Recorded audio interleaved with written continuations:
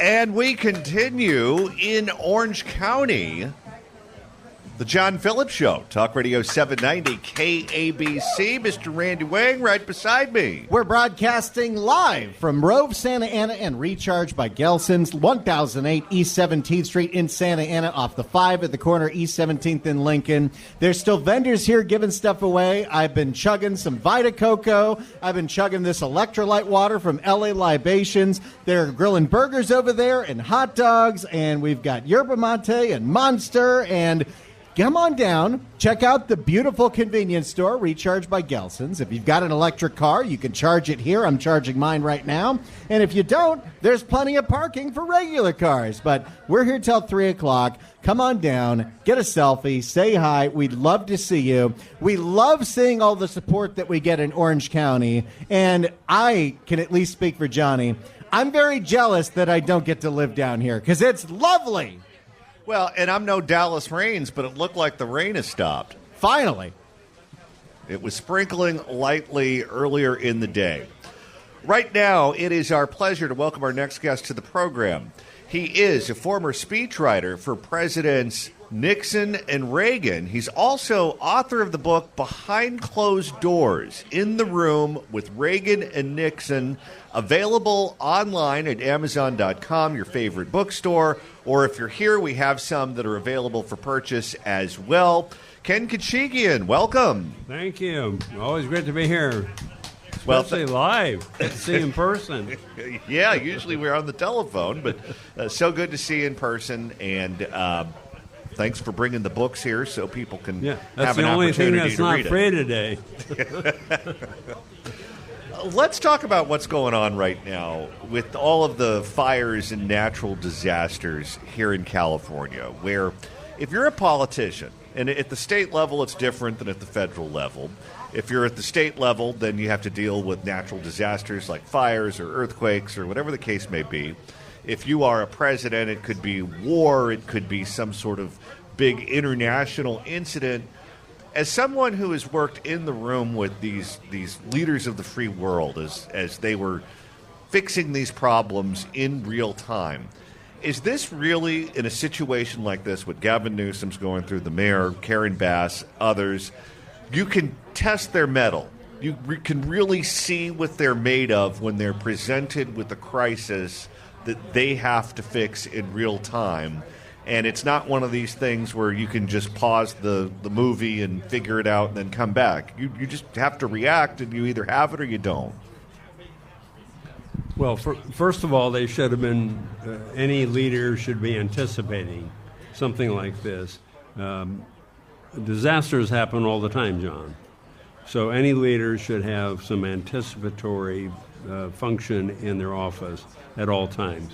And Karen Bass, for example, should never be in Ghana at any time in her mayoralty. So you're running a big city like Los Angeles.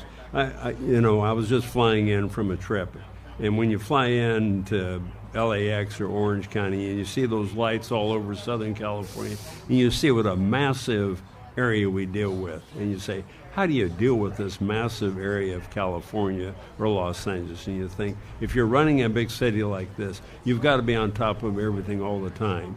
And you've got all these departments you're running.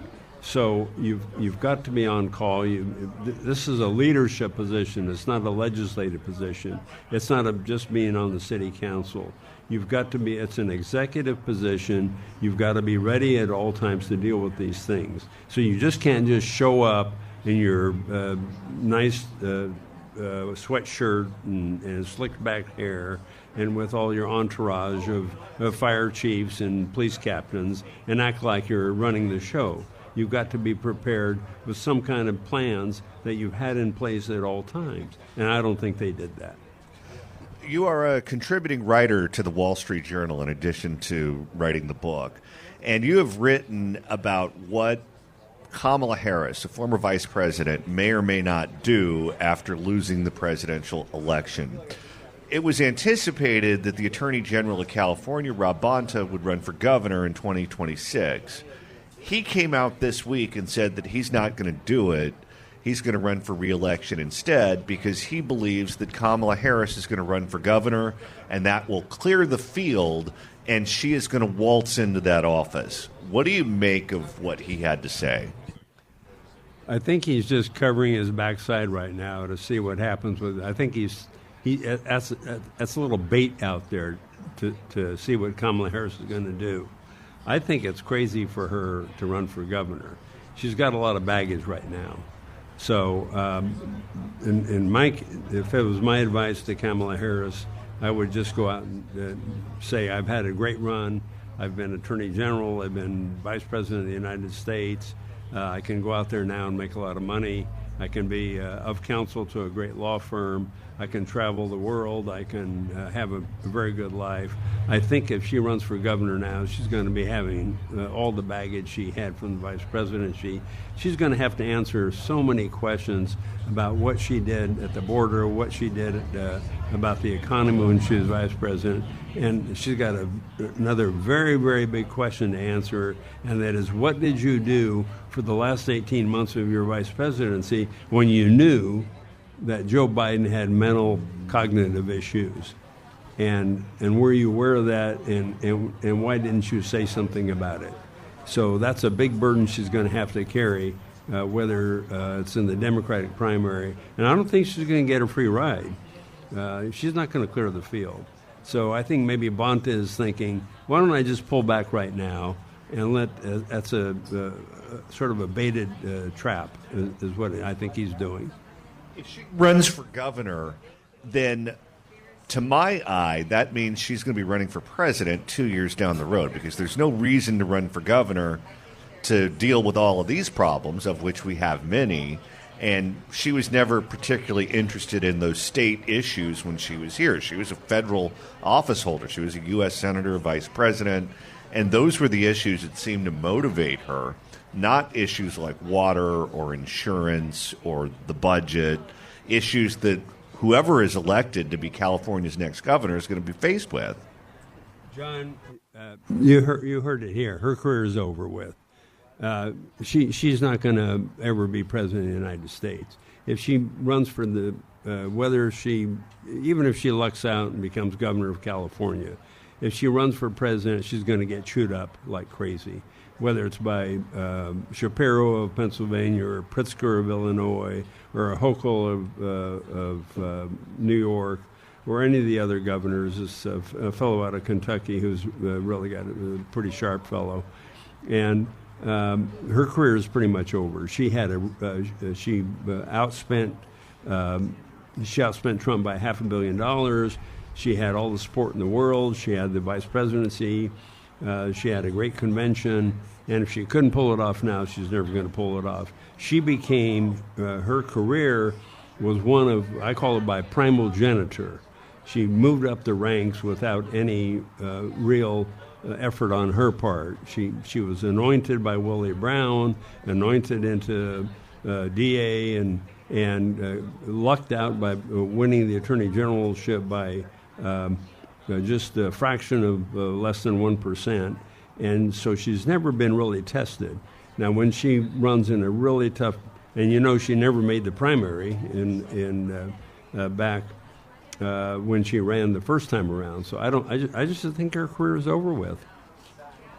There is speculation that we could see more celebrity type of candidates in 2028, the next presidential election, on both sides of the aisle, where we've already seen Donald Trump, who came from the world of television and reality TV and became a candidate and then became an office holder.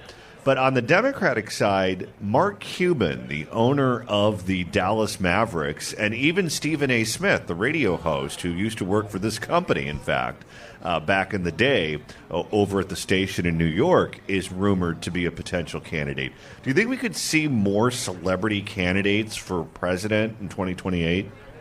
They all they get up in the morning, and whether it's a man or the woman, the men get up and they shave and they say, "Oh, look, I look like a president today," or the women they get the blow dryer and say, "I look like a president today, don't I?" So it's just I They've never been really. Mark Cuban's never been tested. He's never had his background checked. It's like getting a colonoscopy when you run for president. And if they've never been through that process, they don't know what it's like. So I don't think. I think you have to go through all the testing, and Ronald Reagan was, I think, one of the last ones who had that celebrity status. But he didn't just slide in because he was a celebrity. He spent all those many, many years before he became governor. He was on the road. People forget that he studied and studied. He was on the road for General Electric all through the country, writing his own speeches, studying the facts, creating his own philosophy. None of those celebrity candidates have done that.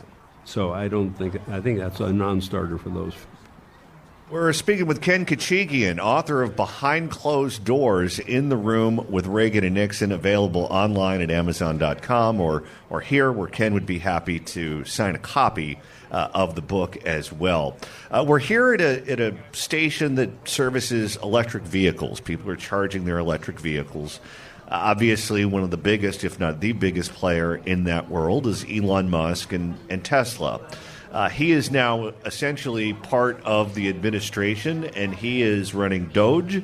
He is trying to scale back the size and scope of government, and he's looking at U.S. aid right now, and oh boy, is he uncovering all sorts of things that we weren't supposed to know about. What do you make of what he's doing right now, and were you surprised to find out all of the fingers and pots that U.S. aid had? First of all, on their second question, I'm not surprised what they found out about the absolute wasteful spending that's been done, because a lot of that's been unaccounted for over all the years. I'm really so pleased at what he's been doing. One of the things that I found out working for President Reagan in the first few months, first few weeks and days of his administration, and it's covered in my book here, in the first few cabinet meetings in January 22nd, 23rd, 24th, President Reagan was so excited when he came into office. He was like a kid in the candy store, and I describe it in these first few meetings, where he wanted to cut all these agencies back. He wanted to cut regulations. He wanted to cut wasteful spending, and he described all these things. And his budget director came in with some cuts, but none of them were of the magnitude that Musk is providing. And Reagan actually attempted to do these, but he had pushback from all the bureaucracies. He had pushback from his cabinet officers, who had these constituencies fighting him all the time. And then Reagan had the problem within his own staff, who undercut him later on because they didn't want to insult and fight back against the Congress and the constituencies. So what Musk is doing, Elon Musk is doing, is so unprecedented and is so great, because he's actually upending what Reagan called the Washington buddy system. And he's actually going to make some progress. I think it's the greatest thing that's ever happened in Washington. Do you think previous administrations, previous presidents missed out not bringing the Thomas Edisons of the world into the process and working collaboratively with them and including them in some of the decisions where they are experts and they have changed the world in any number of ways, and they learned a lot throughout that process? I think you're absolutely right. I think Reagan actually thought, by bringing in people that he thought were going to follow his own crusading instincts in his presidency, that he would get this done. But sometimes you have to bring somebody in from the outside who doesn't have an agenda, who doesn't have a constituency, who doesn't have anything at stake. You can't do anything to damage Elon Musk. What are you going to do? Cost him $100 million? Oh, my gosh. What is that? 0.5% of his net worth? So you can't do anything to hurt him. What did AOC call him? The dumbest billionaire she ever knew? Yeah. He's only got another 600 of those in his back pocket. So what is she, a bartender from the Bronx calling him a stupid billionaire? That's the biggest joke in the world. So, no, I'm so happy with what Musk is doing. It's the kind of thing we wanted to do in '81 and we couldn't do it. A lot of people are members of various third parties. We have the American Independent Party, the Green Party, the Natural Law Party, the Libertarian Party. The way our system is set up, none of those parties ever win elections, with few exceptions, certainly not the presidency of the United States. Sometimes their ideas get co-opted by the larger parties, and they'll have a degree of influence that way. With what Musk is doing right now with Doge and the size and scope of government, is this the closest thing that we've ever seen to a libertarian sort of administration? And is this the closest they're going to get to essentially running the government with their worldview? That's an interesting question. I still think they're working within the context of the Republican Party. People ask me if Trump has changed the Republican Party and if it's different from the old Republican Party. I think it's still the same. The Republican Party is still one that believes in smaller government and less regulatory government, fewer taxes, a strong national defense, a strong foreign policy, closed borders. Those things haven't changed, and I don't think you need a libertarian government necessarily to do that. It's mainly the people that you bring into the government that makes things work, I think. Ken Khachigian, the book is Behind Closed Doors, in the room with Reagan and Nixon. If you like this conversation, there's great stories about those two presidents and Ken's experiences with both of them in the book. It's available for purchase at Amazon.com, your favorite bookstore, or right here where Ken is willing to sign a copy for you here in Santa Ana. Ken Khachigian, thanks so much for stopping by. John, good to be here. All right, Randy, we're live in Santa Ana, and we're here until 3. We've got about 37 minutes left of this wonderful remote meeting of all of our incredible Orange County listeners. We're at Rove Santa Ana and Recharge by Gelson's, 1008 East 17th Street in Santa Ana, off the 5 at the corner, East 17th in Lincoln. There's still some vendors here giving away some free yerba mate and Vita Coco water, and there's a whole convenience store inside, and they're still making those burgers over there. They look delicious, and I can't believe I haven't had one yet. We're here till 3 o'clock, and we'd love to see you, get a picture. I almost feel like the sun is about to come out. It looks like it. Certainly the rain has stopped. This has been a ton of fun, and keep in touch with us because we're going to try to do a lot more events this year in your neck of the woods. All right. Right now it's time for KABC Dependable Traffic. It's the John Phillips Show on Talk Radio 790 KABC, live from Santa Ana. We're at Rove Santa Ana and Recharge by Gelson's. You know what is so much fun about being here? You meet some of the listeners, and they tell you, stuff that they like to hear on the show. Maybe it's the guests, maybe it's the stories we cover. And a lot of times people come up to me and tell me what their favorite drop is. And usually it's Shangy, maybe it's Cecily Myart Cruz. I just had a listener come up and say that the favorite drop that he's heard on the show was LA City Councilwoman Heather Hutt when she was trying to do math with Alex and Marla. And I love that clip so much, I happen to have it on my board here. I have some figures here that say FDIC says that 7.4% of all California households are unbanked and underbanked, and 17% of them are households that are single-parent unbanked. That's about a quarter of California. No, it's not. We're here till 3 o'clock at Rove, Santa Ana, and Recharge by Gelson's, 1008 East 17th Street in Santa Ana, off the 5 at the corner, East 17th and Lincoln. And if you're in the Orange County area, this is a great convenience store to just pick up a snack on the way home, on the way to work. And if you happen to drive an electric car like I do, I've never seen an electric charging station like this. This is the wave of the future, and we're having a ton of fun being here. If you'd like to email the show, you can do so at johnnydon'tlikeshow@gmail.com. That's johnnydon'tlikeshow@gmail.com. And Randy, if you want to listen to a podcast of this program over the weekend, that's easy to do. Okay, I'm going to see if I can do this on the fly because a listener just came up and said, do you have any Ed Lascos? So, yes, we have lots of Ed Laskos. And you know what? We have lots of podcasts with Ed Laskos. Enough already. Including when you interviewed him, and that was beautiful. But if you want to hear a bunch of Crime Blotter stories with the man, the myth, the legend, go to KABC.com, click on podcast. Blue Rona and a possible twindemic. Go to the Apple Podcast app, iHeart, Spotify, search for The John Phillips Show, hit subscribe. You can download all the episodes. They should think again. You could do a Google on the YouTube or get that handy-dandy KABC app. About a suspect not armed with a gun or a knife, but lighter fluid and not afraid to torch anything. Search KABC AM in the Apple App Store and the Android Store. And it gets even crazier than that. It's the easiest way to listen live to this radio station. A blast of pepper spray, and it's on, like Donkey Kong. And download all the podcasts. It's a man all set up. He's posing as a child online, lures in the suspected child predator. That predator shows up thinking he's going to have a date with a 15-year-old.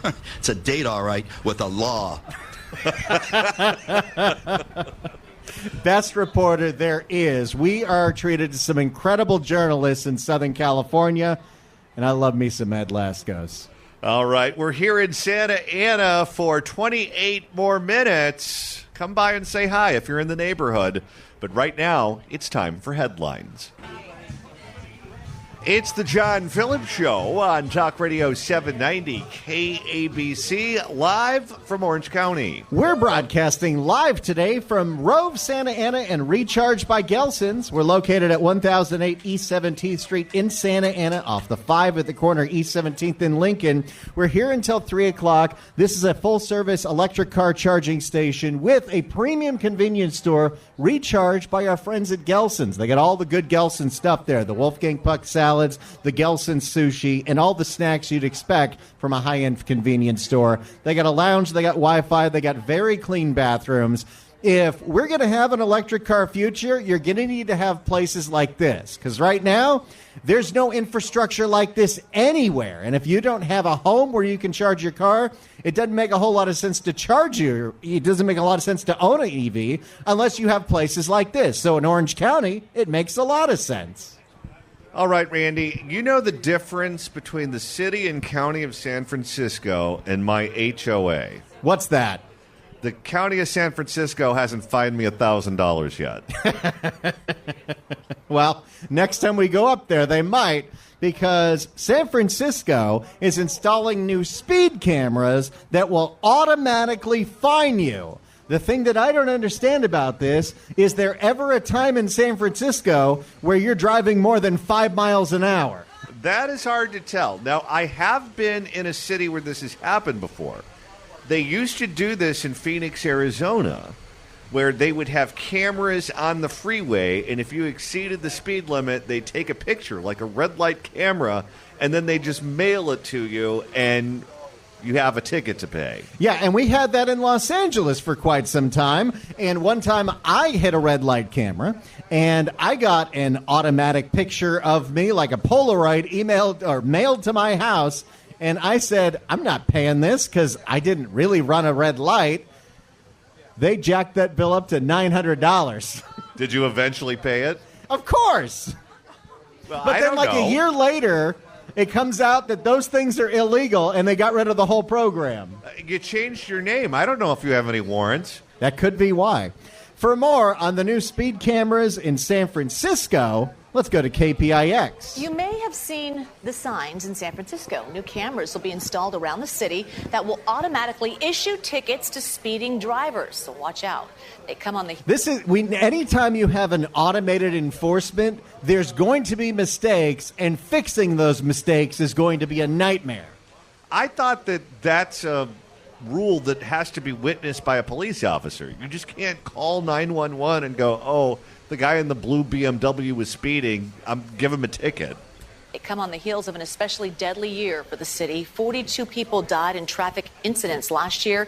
And you need an asterisk with any of those numbers, because you remember when they were passing Measure HLA in Los Angeles, and you had people like Streets for All and Hugo Soto Martinez talking about we need to have all the road diets because of all the pedestrian deaths. And Karen Bass, of all people, when she gets asked about it, is like, Well, the problem with those numbers is the vast majority of the pedestrian deaths are homeless people that jump out in the middle of the street in the middle of the night. Yeah, that's not the driver's fault.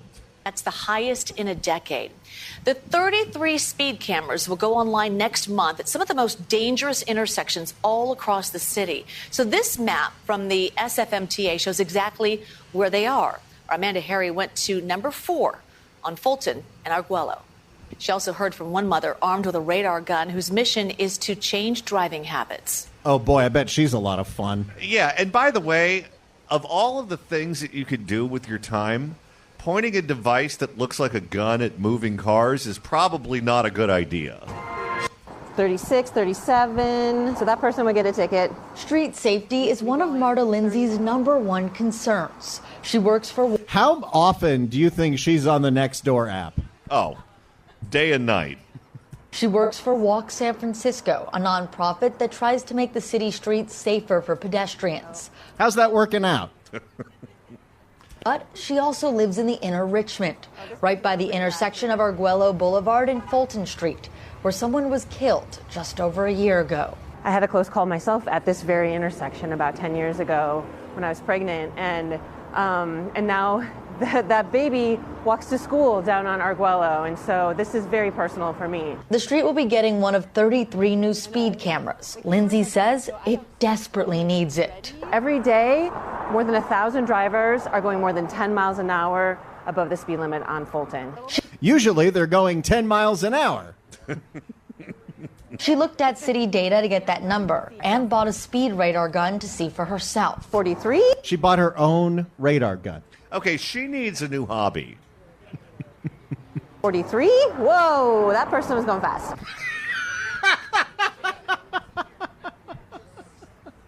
This is her day. This is the busybody for the entire city. 43? Whoa, that person was going fast. What do you think her email looks like? Not good. I think there's a lot of forwards in there. Registered owners of any vehicle going at least 11 miles over the speed limit will receive a ticket in the mail. The fees vary based on speed.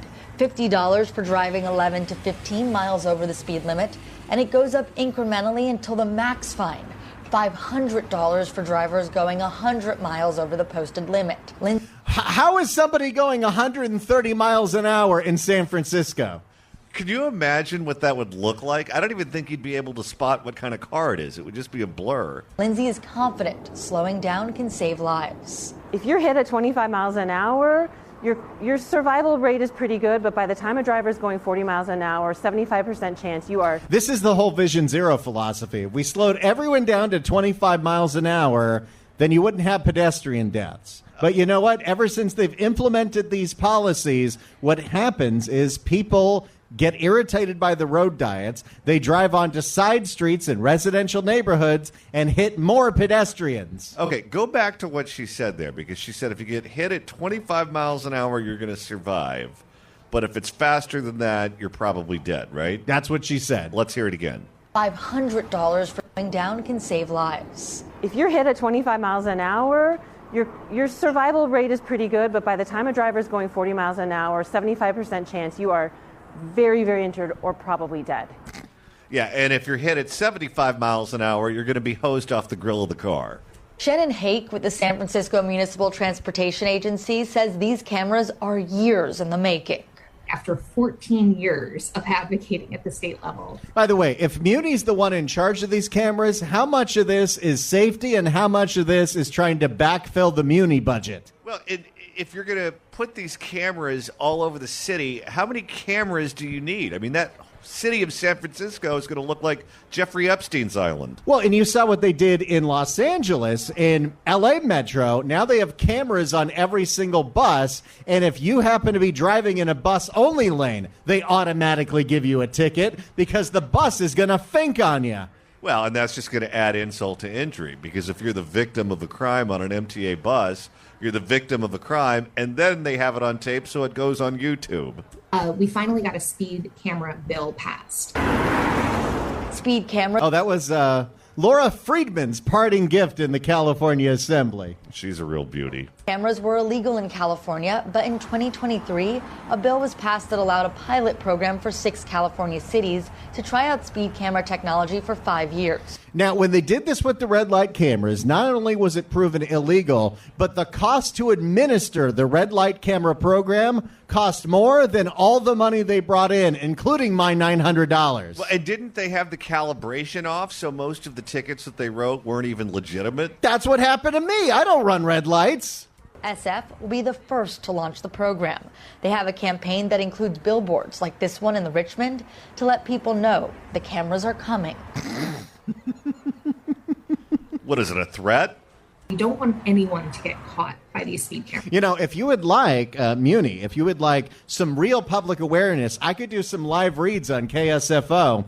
The cameras are coming, people. Slow down. We don't want anyone to get caught by these speed cameras. We want everyone to be aware of them and to start slowing down now. For the first 60 days of the program, people will get warnings with no fees. After that, they'll have to pay.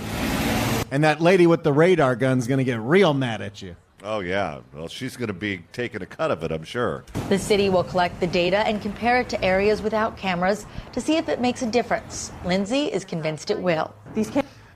We have seen in all the years of everything that's been going on with Vision Zero and road diets going back to 2015, and this is true in Los Angeles, this is true in San Francisco, it is even true in Oakland. The more you do stuff like this, it does not correlate to safer streets. No, but it does bring in more revenue. These cameras are going to go in. We're going to see the behavior change on those streets. It's going to be wonderful. We're going to see those crash rates come down. And then it's going to be time to pass more legislation so this program can expand. Of course. So they want to bring it down here. New tool that will hope. Oh, it already got approved in several cities. San Francisco's just the first one to take them up on it. But this is coming to Glendale. This is coming to Los Angeles. It's coming to West Hollywood. I don't think it's coming to Orange County. You're safe down here. For now. New tool that will hopefully save lives. The San Francisco cameras are expected to be operational by mid-March. Under the state law, San Jose and Oakland are also allowed to install new speed cameras. Both cities plan to have them up and running later this year. Okay, so in Oakland, we're about to have a situation where you will automatically get a ticket for going 10 miles over the speed limit.